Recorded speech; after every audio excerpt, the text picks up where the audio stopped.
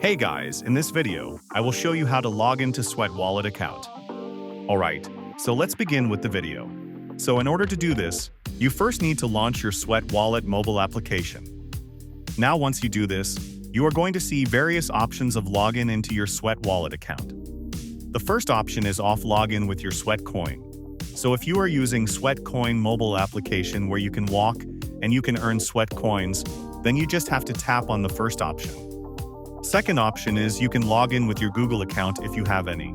But if you want to view some other login options, then you need to tap on Other Methods option, and then you will be able to see that you can log in with your Sweat Coin username if you remember it. You'll just have to write your username, and you are good to go. And second, you will be able to see if login is with the help of secret phrase. So if you tap on the secret phrase option, it will ask you that you need to input your secret phrase. Only secret phrases created in the Sweat Wallet can be used at present, so it will also give you the hints that there are 12 words.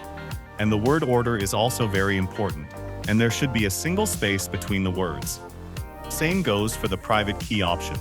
So if you want to log in with your secret phrase, then you just have to type the 12 words in this section. And then you need to tap on the login button. So for this video, I'm going to log in into my Sweat Wallet account with the help of Sweat Wallet application.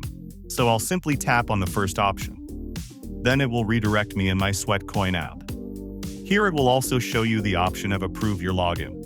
So you need to tap on the Approved Login button. Then it will take some time to set up or let you log in into your account.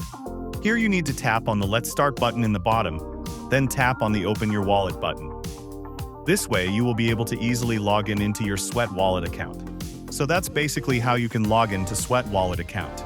So that's all for this video. Consider subscribing if you find it helpful, and I'll catch you in the next one. Thanks.